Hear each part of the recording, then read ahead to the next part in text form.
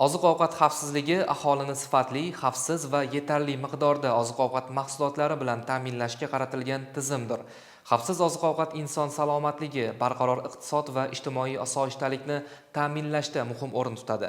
O'zbekiston fermer xo'jaliklarini qo'llab-quvvatlash jamg'armasi viloyat bo'limi tomonidan ham xalqimizni xavfsiz oziq-ovqat va to'kin dasturxon bilan ta'minlash maqsadida zarur chora-tadbirlar amalga oshirilmoqda. Muxbirimizning hozirgi lavhasida shu haqda so'z boradi. Yurtimizda agrar sohada amalga oshirilayotgan islohotlar davomida bugun o'z mehnatlari bilan xalqimizning hurmatiga sazovor bo'layotgan fermerlarning hukumatimiz tomonidan har tomonlama qo'llab-quvvatlashga alohida e'tibor berilayotgani, ularning faoliyatlari turlari yanada ko'payib borishiga sabab bo'lmoqda. Bu borada ayniqsa davlatimiz rahbarining fermer, dehqon xo'jaliklari va tomorqa yer egalari faoliyatini takomillashtirish bo'yicha qo'shimcha chora-tadbirlar to'g'risidagi qarori muhim dasturilamal bo'lmoqda. Qaror asosida O'zbekiston fermer dehqon xo'jalik va tomorqa yer egalari kengashi huzurida alohida jamg'arma tuzilib, bugungi kunda jamg'arma tomonidan fermer xo'jaliklari moliyaviy qo'llab-quvvatlanmoqda. Kredit resurslaridan foydalanishni kengaytirish, sohada innovatsion faoliyatni qo'llab-quvvatlash, yangi turdagi qishloq xo'jaligi mahsulotlari yetishtirishni rag'batlantirish, shuningdek, yangi samarali texnologiyalarni joriy qilishga ham yordam berilmoqda.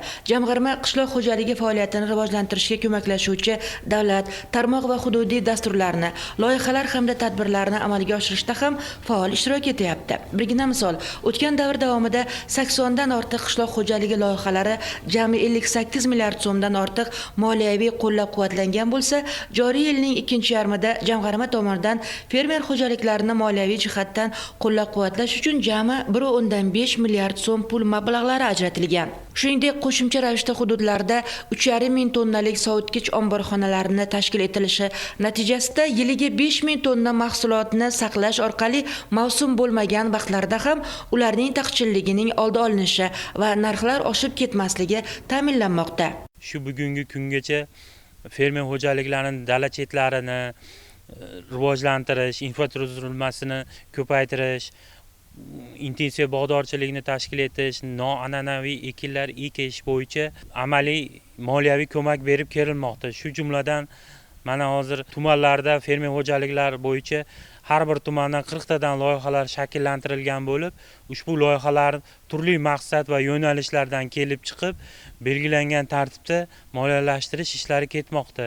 Joriy yilda jami bo'lib 2 milliardga yaqin pul moliyalashtirilgan bo'lib, bu ishlar yil yakuniga qadar va keyingi yillarda bosqichma-bosqich davom ettiriladi. Hozirgi zamon talabidan kelib chiqib, oziq-ovqat xavfsizligini ta'minlash bo'yicha muzlatkichli omborxonalar, kichik hajmdagi va yengil konstruksiyali muzlatkichli omborxonalar qurish bo'yicha ham uzoq yillik imtiyozli kreditlar asosida moliyaviy resurslar ham ajratib kelinmoqda.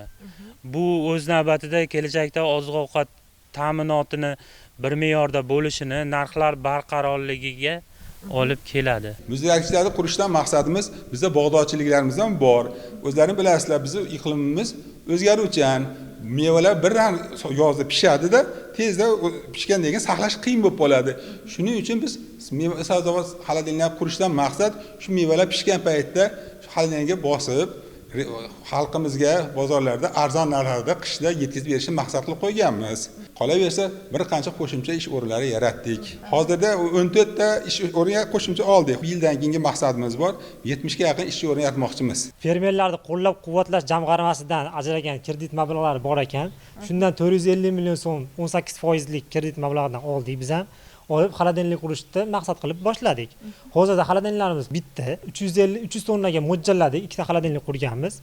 Mahsulotlarimiz hozir dalada dehqonchilarimiz endi yig'ishtirib 12-15 yilda mahsulot bilan to'ldiramiz xolodilnikni ichini.